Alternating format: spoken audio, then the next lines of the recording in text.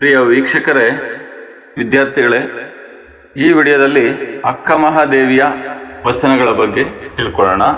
ಅಕ್ಕ ಮಹಾದೇವಿ 12ನೇ ಶತಮಾನದಲ್ಲಿ ಜನಿಸಿದಂಥವರು. ಇಲ್ಲಿ ಕರ್ನಾಟಕದ ಶಿವಮೊಗ್ಗದಲ್ಲಿ. ಅವರ ಅಂಕಿತನಾಮ ನೋಡೋದಾದ್ರೆ ಚನ್ನಮಲ್ಲಿಕಾರ್ಜುನ. ಇನ್ನು ವಚನಕಾರರಿಗೆ ಶಿವಶರಣರು ಅಂತ ಕೂಡ ಕರಿತೀವಿ. ಅಂದ್ರೆ ಶಿವನಿಗೆ ಶರಣಾಗುವಂಥವರು ಅಂತಂದೇಳಿ. ಇನ್ನು ಅಕ್ಕ ಮಹಾದೇವಿಗೆ ಎಷ್ಟರ ಮಟ್ಟಿಗೆ ಶಿವನ ಮೇಲೆ ಭಕ್ತಿ ಇತ್ತು ಅಂತ ನೋಡೋದಾದ್ರೆ, ಇವ್ರಿಗೆ ಬಾಲ್ಯದಿಂದಲೇ ಶಿವನ ಮೇಲೆ ಅಪಾರವಾದ ಭಕ್ತಿ ಇತ್ತು. ಅದಕ್ಕೆ ಒಂದು ಅದ್ಭುತವಾದ ಘಟನೆ ಕೂಡ ಇದೆ.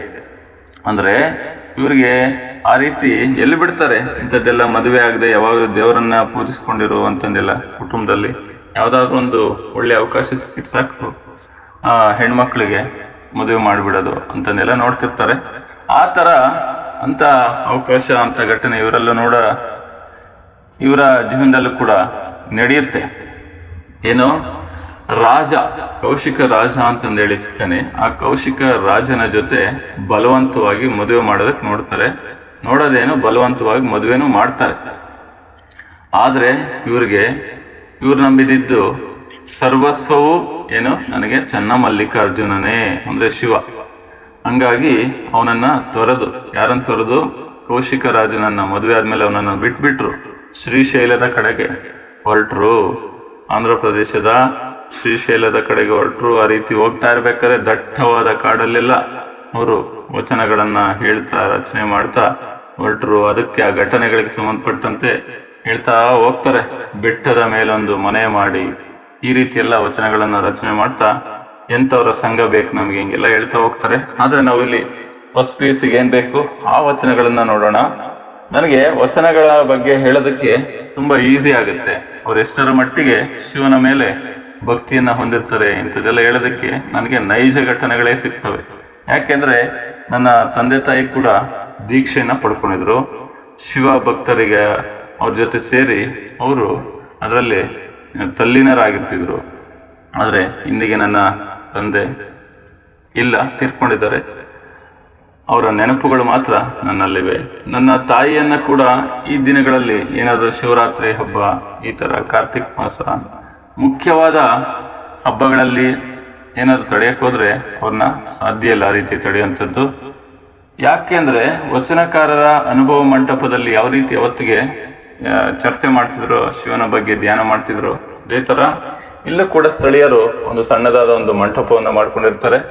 ಅಲ್ಲಿ ಅವ್ರಿಗೆ ಹೋಗ್ಲೇಬೇಕು. ಬೆಳಗಿಂದ ಸಂಜೆ ಅವ್ರಿಗೆ ಎಷ್ಟೇ ಕೆಲಸ ಇರಲಿ, ಅಲ್ಲಿ ಏನೇ ಬಿದ್ದಿರ್ಲಿ, ಮನೆ ಹತ್ರ ಎಷ್ಟೇ ಇಂಪಾರ್ಟೆಂಟ್ ಆದ್ರೂ ಕೂಡ ಅಲ್ಲಿ ಹೋಗ್ಲೇಬೇಕು, ಅವ್ರ ಜೊತೆ ಸೇರ್ಲೇಬೇಕು ಅಂತಂದೇಳಿ. ಅಂದ್ರೆ ಅವ್ರು ಹೇಳೋದೇ ಶಿವಶರಣರೆಲ್ಲ, ಹೋಗಿ ನೀನು ನಿನ್ನ ಜೀವನದಲ್ಲಿ ಏನೋ ಸಾರ್ಥಕತೆ ಪಡ್ಕೋಬೇಕು ಅಂದ್ರೆ ಶಿವಭಕ್ತರ ಜೊತೆ ಸೇರ್ಬೇಕು, ಅವರ ಕೆಲವೊಂದು ಮಾತುಗಳು, ಗುರುಗಳ ಮಾತುಗಳನ್ನು ಕೇಳಬೇಕು ಅಂತಂದೇಳಿ. ಆ ಥರ ಇವರು ಕೂಡ ನನ್ನ ತಾಯಿ ಅವರ ಗುರುಗಳ ಜೊತೆ ವಚನಗಳನ್ನ ಕೇಳ್ತಾ, ಅದಕ್ಕೇನಾದರೂ ಅರ್ಥಗಳನ್ನ ಕೇಳ್ತಾ ಈ ರೀತಿ ಕಾಲವನ್ನು ಕಳೀತಾ ಇರ್ತಾರೆ.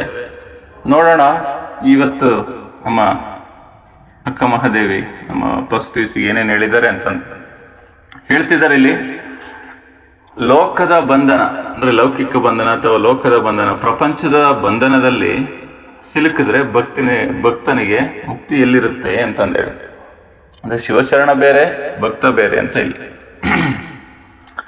ಯಾವ ರೀತಿ ಬಂಧನದಲ್ಲಿ ನಾವು ಸಿಲುಕೊಂಡಿರ್ತೀವಿ ಅಂತ ಹೇಳ್ತಾರೆ ನೋಡಿ. ರತ್ನದ ಸಂಕೋಲೆ ಆದೊಡೆ ತೊಡರಲ್ಲವೇ ಅಂತ ಹೇಳ್ತವ್ರೆ. ನಾವು ಅಂದ್ರೆ ಮನೆಯಲ್ಲಿ ಹೆಣ್ಮಕ್ಳಿಗೆ ಒಂದು ಕೊರಳಿಗೊಂದು ಸರ, ಕಿವಿಯೋಲೆ, ಮತ್ತೊಂದು ಎಷ್ಟೊಂದು 150 ಗ್ರಾಮು ಅಥವಾ 1/4 kg, 1 kg ಇಷ್ಟೊಂದು ನಾನು ಒಡವೆ ಕೊಡ್ಸಿದ್ದೀನಿ, ಬಂಗಾರ ಕೊಡ್ಸಿದ್ದೀನಿ ಅಂತಂದೇಳಿ, ಆಭರಣ ಇದೆ ಅಂತಂದೇಳಿ ಅದೆಲ್ಲ ಕೊಟ್ಟು ಮನೇಲಿ ಕೂಡಾಕ್ಬಿಟ್ರೆ ಎಲ್ಲಿಗೂ ಬಿಡ್ದಂಗೆ, ಹೊರಗಡೆ ಓಡಾಡ್ದಂಗೆ, ಅವ್ರದ್ದೇ ಆದ ಒಂದು ಜೀವನವನ್ನ ಬದುಕನ್ನ ಕಟ್ಕೊಳಕ್ ಬಿಡ್ದಂಗಿದ್ರೆ ಅದು ತೊಡರುತ್ತಾನೆ, ಬಂಧನ ಅಲ್ವಾ ಅಂತಂದೆಲ್ಲ ಹೇಳ್ತಾವ್ರೆ. ಅದೇ ತರ ಮುತ್ತಿನ ಬಲೆಯಾದಡೆ, ಮುತ್ತಿನ ಬಲೆ ಅಂದ್ರೆ ಅದೇ ಮುತ್ತು ರತ್ನಗಳು, ಅದು ಕೂಡ ಬಂಧನ ಅಲ್ವಾ. ಚಿನ್ನದ ಕತ್ತಿಯಲ್ಲಿ ತಲೆ ಹೊಯ್ದಡೆ, ಚಿನ್ನದ ಕತ್ತಿನ ತಗೊಂಡ್ರು ತಲೆಯನ್ನ ಕತ್ತಿಸಿದ್ರೆ ಸಾಯೋದಿಲ್ವಾ. ಯಾವುದಾದ್ರೂ ಒಂದೇ ಅಂತಂದೇಳಿ. ಲೋಕದ ಭಜನೆಯ ಭಕ್ತಿಯಲ್ಲಿ ಸಿಲುಕಿದಡೆ. ಪ್ರಪಂಚದ ಭಜನೆ ಅಂದ್ರೇನು? ದಿನ ಬೆಳಗಾದ್ರೆ ತರಕಾರಿ ತರಬೇಕು, ಬಟ್ಟೆ ತರಬೇಕು, ಬಾಡಿಗೆ, ಮಕ್ಕಳ ಫೀಸು, ಈ ಥರ ಎಷ್ಟೊಂದಿರುತ್ತೆ. ಈ ಥರ ಅಂಥ ಭಜನೆಯಲ್ಲಿ ನಾವು ಸಿಲುಕಿದ್ರೆ ಅಂದರೆ ಆಕರ್ಷಣೆಯ ಬದುಕು. ನನಗೆ ಕಾರ್ ಬೇಕು, ಬಂಗ್ಲೆ ಬೇಕು, ಇನ್ನೊಂದು ಮತ್ತೊಂದು ಆ ಟ್ರಿಪ್ ಹೋಗಲಿಲ್ಲ, ಈ ಥರದ್ದೆಲ್ಲ ಅದರಲ್ಲಿ ಮುಳುಗಿದ್ರೆ ನಾವು ಆಕರ್ಷಣೆಯ ಬದುಕನ್ನು ನಾವು ಬಿಡಲಿಲ್ಲ ಅಂದರೆ ನಮಗೆ ಜನನ ಮರಣದ ಮಧ್ಯೆ ಏನಿದೆ ಅದನ್ನು ದಾಟಿದ ಭಕ್ತಿ ಅಥವಾ ನಮ್ಮ ಜೀವನದ ಮುಕ್ತಿ ಎಲ್ಲಿದೆ? ಹಂಗಾಗಿ ಆ ಥರ ಹೇಳ್ತಾವ್ರೆ, ಜನನ ಮರಣ ಬಿಡುವುದೇ ಚನ್ನಮಲ್ಲಿಕಾರ್ಜುನ. ಅವ್ರಿಗೆ ಎಷ್ಟೇ ಆಸೆ ಇದ್ರೂ ಕೂಡ ಹುಟ್ಟಿದ ಮೇಲೆ ಸಾವು ಅನ್ನೋದು ಇರಲ್ವ? ಯಾಕೆ ಬೇಕು ಅಷ್ಟೊಂದು ಆಕರ್ಷಣೆ ಜೀವನದಲ್ಲಿ ಅಂತ ಹೇಳ್ತಾವ್ರೆ. ಅದೇ ರೀತಿ ಇನ್ನೊಂದು ವಚನ ಹೇಳ್ತಾವ್ ನೋಡಿ, ಲೋಕದ ಚೇಷ್ಟೆಗೆ ರವಿ ಬೀಜವಾದಂತೆ ಕರಣಂಗಳ ಚೇಷ್ಟೆಗೆ ಮನವೇ ಬೀಜ.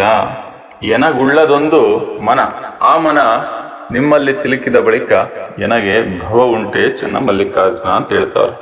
ಲೋಕದ ಚೇಷ್ಟೆಗೆ, ಚೇಷ್ಟೆ ಅಂದ್ರೆ ಇಲ್ಲಿ ಚಟುವಟಿಕೆ. ಪ್ರಪಂಚದಲ್ಲಿ ಬೆಳಗಾದ ತಕ್ಷಣ ಏನಾದ್ರೂ ನಮಗೆ ಎನರ್ಜಿ ಬರಬೇಕು ಅಂದ್ರೆ, ಕೆಲಸ ಮಾಡೋದಕ್ಕೆ ಆಕ್ಟಿವ್ ಆಗ್ಬೇಕಂದ್ರೆ ನಾವು ಏನ್ ಬರಬೇಕು? ರವಿ ಬೀಜವಾದಂತೆ ಅಂದ್ರೆ ಸೂರ್ಯೋದಯ ಆಗ್ಬೇಕು. ಸೂರ್ಯೋದಯ ಆದ್ರೆ ಚಿಲಿಪಿಲಿಗಳ ಕಲರವ ಹಿಂಗೆಲ್ಲ ಕೂಡ ಆಗುತ್ತೆ. ಆ ತರ ಸೂರ್ಯೋದಯನೇ ನಮ್ಗೆಲ್ಲ ಎನರ್ಜಿ ನೀಡುವಂಥದ್ದು. ಅದೇ ತರ ಕರಣಂಗಳ ಚೇಷ್ಟೆ ಅಂದ್ರೆ ದೇಹ, ಮಾತು, ಮನಸ್ಸು, ಇವುಗಳ ಚಟುವಟಿಕೆಗೆ ಮನಸ್ಸೇ ಬೀಜ. ನಮ್ಮ ಶರೀರ ಏನಾದ್ರೂ ಕೆಲಸ ಮಾಡ್ಬೇಕು ಅಂದ್ರೆ, ಅದಕ್ಕೆ ಎನರ್ಜಿ ಬರ್ಬೇಕು ಅಂದ್ರೆ ಮನಸ್ಸು ನಮಗೆ ಸಪೋರ್ಟ್ ಮಾಡಬೇಕು. ಮನಸ್ಸಿದ್ದರೆ ಮಾರ್ಗ ಅಂತ ಹೇಳಿ, ಅಂತ ಮನಸ್ಸನ್ನ ಯಾವ್ದಾವ್ದ ಕೆಟ್ಟ ಮಾರ್ಗಕ್ಕೆ ಯಾಕೆ ದೂಡ್ತೀರಾ? ಶಿವನಲ್ಲಿ ನೆಲೆಗೊಳಿಸಿ ಅಂತ ಹೇಳ್ತಾರೆ. ಶಿವನಲ್ಲಿ ನೆಲೆಗೊಳಿಸಿ ಪ್ರಪಂಚದ ಸುಖಕ್ಕೆ ಬಿದ್ದು ಯಾಕೆ ತೊಳಲಾಡ್ತೀರಾ? ಅದರಲ್ಲಿ ಮುಳುಗಿ ಯಾಕೆ ಹೇಳ್ತೀರಾ ಅಂತಂದೇಳಿ, ಏಕಾಗ್ರತೆಯಿಂದ ಒಂದೇ ಮನಸ್ಸಿನವರಾಗಿರಿ. ಹುಟ್ಟು ಸಾವನ್ನು ಮೀರಿದ ಬದುಕನ್ನ ನೋಡ್ರಿ ಹಿಂಗೆಲ್ಲ ಹೇಳ್ತಾವ್ರೆ. ಅವ್ರು ಹೇಳ್ತಾವ್ರೆ ಚನ್ನಮಲ್ಲಿಕಾರ್ಜುನನ ಬಗ್ಗೆ ಅಕ್ಕ ಮಹಾದೇವಿ, ಎನಗುಳ್ಳದೊಂದು ಮನ, ನನಗಿರೋದು ಒಂದೇ ಮನಸ್ಸು. ಆ ಮನಸ್ಸು ನಿಮ್ಮಲ್ಲಿ ಸಿಲುಕಿದ ಬಳಿಕ, ನಿಮ್ಮಲ್ಲಿ ಸಿಲುಕಿದ ಮೇಲೆ ನನಗೆ ಭವ ಉಂಟೆ, ನನಗೆ ಇನ್ಯಾವ ಹುಟ್ಟು ಅನ್ನೋದಿದೆ, ನನಗೆ ನಿಮ್ಮದೇ ಎಲ್ಲ ಸರ್ವಸ್ವ ನೀವೇ ಅಂತಂದೇಳಿ ಚನ್ನಮಲ್ಲಿಕಾರ್ಜುನನಿಗೆ ವರದಿ ರಿಪೋರ್ಟ್ ಮಾಡೋ ಅಂಥದ್ದು. ಸರ್ವಸ್ವವೂ ನೀವೇ ಅಂತಂದೇಳಿ. ಇನ್ನ ಕೊನೆಯದಾಗಿ ಹೇಳ್ತಾವ್ರೆ, ಯಾರ ಜೊತೆ ಬದುಕಬೇಕು ನಾವು, ಹೆಂಗಿರ್ಬೇಕು, ನಮ್ಮ ಮಾತುಗಳು ಹೆಂಗಿರ್ಬೇಕು, ಯಾರ ಜೊತೆ ಮಾತುಗಳನ್ನು ಕೇಳಬೇಕು, ಯಾವ ರೀತಿ ನಮ್ಮ ಸಾರ್ಥಕತೆಯನ್ನು ಪಡ್ಕೋಬೇಕು ಅಂತ. ಕಣ್ಣಿಗೆ ಶೃಂಗಾರ ಗುರು ಹಿರಿಯರ ನೋಡುವುದು. ಕಣ್ಣುಗಳಿಗೆ ಏನಾದರೂ ಶೃಂಗಾರ ಅಂದ್ರೆ ಇಲ್ಲಿ ಸಾರ್ಥಕತೆ. ನಮ್ಮ ಕಣ್ಣುಗಳಿಗೆ ಏನಾದರೂ ಸಾರ್ಥಕತೆ ಸಿಗಬೇಕು ಅಂದ್ರೆ ನಾವು ಗುರು ಹಿರಿಯರ ಜೊತೆ ಇರಬೇಕು, ಅವರ ದರ್ಶನ ಮಾಡಬೇಕು, ಅವ್ರು ಹೇಳೋ ಮಾತುಗಳನ್ನ ಕೇಳಬೇಕು, ಈ ತರ ಹೇಳ್ತಾವ್ರೆ. ಅದೇ ತರ ಕರ್ಣಕ್ಕೆ ಶೃಂಗಾರ. ಕರ್ಣ ಅಂದ್ರೆ ಇಲ್ಲಿ ಮಹಾಭಾರತದ ಕರ್ಣ ಅಂತಂದಲ್ಲ, ಅಂದ್ರೆ ಕರ್ಣನ ಅರ್ಥ ಕಿವಿ ಅಂತಂದ್ರೆ. ಆ ತರ ನಮ್ಮ ಕಿವಿಗೆ ಏನಾದ್ರೂ ಸಾರ್ಥಕತೆ ಸಿಗ್ಬೇಕು ಅಂದ್ರೆ ಏನು? ಪುರಾತನರ ಸಂಗೀತಂಗಳ ಕೇಳುವುದು. ಯಾವ್ದ್ಯಾವುದು? ವಚನ ಸಾಹಿತ್ಯ, ದಾಸ ಸಾಹಿತ್ಯ, ಪುರಂದರದಾಸರು, ಕನಕದಾಸರು ಇವೆಲ್ಲ ಹೇಳಿರೋಂಥದ್ದು ವಿಚಾರಗಳನ್ನ ಕೇಳಬೇಕು. ಅವಾಗ ನಮ್ಮ ಕಿವಿಗೆ ಸಾರ್ಥಕತೆ ಸಿಗುತ್ತೆ. ಇಲ್ಲಾಂದ್ರೆ ಎಂಥ ದೊಡ್ಡ ಕಿವಿ ಆದರೂ, ಎಂಥ ಬೆಳ್ಳಿಗಿರ ಕಿವಿ ಆದರೂ ಅದಕ್ಕೆ ಯಾವ ಸಾರ್ಥಕತೆನೂ ಇಲ್ಲ ಅಂತ. ಇನ್ನು ವಚನಕ್ಕೆ ಶೃಂಗಾರ, ವಚನ ಭ್ರಷ್ಟ ಹಿಂಗೆಲ್ಲ ಕೇಳಿರ್ತೀವಿ. ವಚನಕ್ಕೆ ಶೃಂಗಾರ ಅಂದ್ರೆ ಮಾತು ಕೊಡೋದು ಈಸಿ, ಇವಾಗಲೂ ಮಾತು ಕೊಡ್ತಾ ಇರ್ತೀವಿ. ಇಲ್ಲಿ ವಚನಗಳು ಅಂದ್ರೆ ಅದೇನೆ ಏಕವಚನ ಬಹುವಚನ ಅಂತಂದಲ್ಲ, ಮಾತು ಕೊಟ್ಟಂಗಿರ್ತವೆ. ನೇರ ನುಡಿ, ಬೆಂಕಿಗೆ ಕೈ ಇಟ್ಟಂತೆ, ಬೆಂಕಿ ಡೈಲಾಗ್ಸ್ ಹಿಂಗೆಲ್ಲ ಹೇಳ್ತಿರ್ತಾರಲ್ಲ, ಆ ಥರ ಇರ್ತವೆ. ಪ್ರತಿಭಟನೆ ಮಾಡೋ ರೀತಿ ಇರ್ತವೆ. ಒಂದ್ಸರಿ ಮಾತು ಕೊಟ್ರೆ ಆ ವಚನಕ್ಕೆ ನಾವು ಶೃಂಗಾರ ಅಂದ್ರೆ ಸಾರ್ಥಕತೆ ಪಡ್ಕೋಬೇಕು ಅಂದ್ರೆ ಯಾವಾಗಲೂ ಸತ್ಯವನ್ನೇ ನುಡಿಬೇಕು. ನಾವು ಆ ಮಾತಿಗೆ ನಡ್ಕೋಬೇಕು, ನುಡಿದಂತೆ ನಡಿಬೇಕು. ಈ ತರ ಇರಬೇಕಾಗುತ್ತೆ ಅಂತ ಹೇಳ್ತಾರೆ. ಇನ್ನು ಸಂಭಾಷಣೆಗೆ ಶೃಂಗಾರ. ನಾವು ತುಂಬಾ ಕಂಟಿನ್ಯೂಸ್ ಆಗಿ ಗಂಟೆಗಟ್ಟಲೆ ಮಾತಾಡ್ತೀವಿ ಅಂದ್ರೆ ಅದಕ್ಕೆ ಸಾರ್ಥಕತೆ ಬರ್ಬೇಕು ಅಂದ್ರೆ ಸದ್ಭಕ್ತರ, ಒಳ್ಳೆಯ ಭಕ್ತರ ಜೊತೆ ನಾವು ಗಡಣ ಅಂದರೆ ಗುಂಪು, ಸಮೂಹ, ಅಂಥವ್ರ ಜೊತೆ ಇದ್ಕೊಂಡು ಮಾತಾಡಿದ್ರೆ ಅದಕ್ಕೊಂದು ಅರ್ಥ ಸಿಗುತ್ತೆ, ಸಾರ್ಥಕತೆ ಸಿಗುತ್ತೆ ಅಂತ ಹೇಳ್ತಾವ್ರೆ. ಇನ್ನು ಕರಕ್ಕೆ ಶೃಂಗಾರ, ಕರಕ್ಕೆ ಅಂದರೆ ಕರ ಅಂದರೆ ಕೈ, ಕೈಗೇನಾದ್ರೂ ಸಾರ್ಥಕತೆ ಬರಬೇಕು ಅಂದರೆ ಹೇಳ್ತಾ ಇರ್ತೀವಿ ನೋಡಿ, ನನ್ನ ಕೈ ಯಾವಾಗಲೂ ಹಿಂಗೆ ಅಂತಂದೇಳಿ. ಅಂದರೆ ನನ್ನ ಯಾವುದೇ ಕಾರಣಕ್ಕೂ ಬೇರೆಯವ್ರ ಹತ್ರ ಕೈ ಚಾಚಲ್ಲ, ದಾನ ಮಾಡೋ ಕೈ ಹಿಂಗೆಲ್ಲ. ಆ ಥರ ದಾನ ಮಾಡಬೇಕು, ಆದರೆ ಯಾರಿಗಂದ್ರೆ ಅವ್ರಿಗೆಲ್ಲ ಅಶಕ್ತರಿಗೆ ಅವ್ರ ಬಗ್ಗೆ ಅರ್ಥ ಮಾಡ್ಕೋಬೇಕು. ಸ್ವಾರ್ಥಕ್ಕೋಸ್ಕರ ಇವನಿಗೆ ದಾನ ಮಾಡಿದ್ರೆ ಇವನಿಂದ ನನಗೇನೋ ಸಹಾಯ ಆಗ್ಬೋದು ಅಂತಂದೇಳಿ ನಾವು ನೋಡ್ತೀವಿ ಮಹಾಭಾರತದಲ್ಲಿ. ಇಲ್ಲಿ ದುರ್ಯೋಧನ ಒಂದು ಅವಕಾಶ ನೋಡ್ಕೊಬಿಟ್ಟು ಕರ್ಣನಿಗೆ ಒಂದು ಅಂಗರಾಜ್ಯವನ್ನ ದಾನ ಮಾಡಿ ರಾಜನನ್ನಾಗಿ ಮಾಡಿ ಜೀವನ ಪರ್ಯಂತ ಅವನನ್ನ ಎಷ್ಟರ ಮಟ್ಟಿಗೆ ಆಟ ಆಡಿಸ್ತಾನೆ ಅಂತಂದ್ರೆ. ಆ ಥರದ್ದಲ್ಲ ದಾನ ಅಂದ್ರೆ. ಅಶಕ್ತರು, ಯಾರಿಗೆ ಶಕ್ತಿ ಇಲ್ಲ ಅಂಥವ್ರಿಗೆ ದಾನ ಮಾಡಿ ನಾವು ಧರ್ಮವನ್ನ ಮಾಡ್ಬೇಕಾಗತ್ತೆ, ಒಳ್ಳೆದನ್ನ ಮಾಡ್ಬೇಕಾಗತ್ತೆ, ಅವಾಗ ನಮ್ಮ ಕೈಗೆ ಸಾರ್ಥಕತೆ ಸಿಗುತ್ತೆ ಅಂತ ಹೇಳ್ತಾವ್ರೆ. ಇನ್ನ ಜೀವಿಸುವ ಜೀವನಕ್ಕೆ ಶೃಂಗಾರ ಗಣಮೇಳಾಪ ಅಂತ ಹೇಳ್ತಾವ್ರೆ. ಪ್ರತಿಯೊಬ್ಬ ಜೀವಿಗೂ ಕೂಡ ಎಲ್ಲರ ಜೀವನದಲ್ಲಿ ಸಾರ್ಥಕತೆ ಬರಬೇಕು ಅಂದ್ರೆ ಗಣಮೇಳಾಪ, ಗಣ ಅಂದ್ರೆ ಇಲ್ಲಿ ಶಿವಗಣ, ಶಿವನ ಸಮೂಹ, ಶಿವಭಕ್ತರು ಅಂತ ಹೇಳ್ತೀವಿ, ಶಿವ ಶರಣರು, ಇವರ ಜೊತೆ ನಾವು ಇರಬೇಕಾಗುತ್ತೆ. ಅವ್ರ ಜೊತೆ ಸೇರಿ ನಾವು ಭಜನೆ ಕಾರ್ಯಕ್ರಮ, ಅವರ ಮಾತುಗಳು ಇದನ್ನೆಲ್ಲ ಹೇಳ್ಬೇಕಾಗತ್ತೆ, ಅವಾಗ ನಮಗೆ ಸಾರ್ಥಕತೆ ಸಿಗಕ್ ಸಾಧ್ಯ ಅಂತಂದೇಳಿ. ಇನ್ನ ಇದೆಲ್ಲ ಹೇಳ್ತಾವ್ರೆ, ನಿಮ್ಗೆ ಇದೆಲ್ಲ ಇಲ್ಲ ಅಂದ್ರೆ ಇವಿಲ್ಲದ ಜೀವಿಯ ಬಾಳುವೆ, ಇವೆಲ್ಲ ಇನ್ಮೇಲೆ ಇಲ್ಲದಿದ್ಮೇಲೆ ಜೀವನದಲ್ಲಿ ಏನಕ್ಕೆ ಬೇಕು ನಿಮ್ಗೆ, ಏತಕ್ಕೆ ಬಾತೆಯ ಅಂತ ಹೇಳ್ತಾವ್ರೆ. ಇದೆಲ್ಲ ಇಲ್ಲ ಅಂದ್ಮೇಲೆ, ಇಂಥ ಗುಣಗಳಿಲ್ಲ ಅಂದ್ಮೇಲೆ, ಈ ಕ್ವಾಲಿಟೀಸ್ ಇಲ್ಲ ಅಂದ್ಮೇಲೆ ವ್ಯರ್ಥ ಬದುಕು, ನಿರರ್ಥಕ, ಏನಕ್ಕೆ ಪ್ರಯೋಜನ ಅಂತಂದೆಲ್ಲ ಶಿವನಿಗೆ ಚನ್ನಮಲ್ಲಿಕಾರ್ಜುನನ ಮೂಲಕ, ಆ ಹೆಸರಿನ ಮೂಲಕ ರಿಪೋರ್ಟ್ ಮಾಡ್ತಾವ್ರೆ.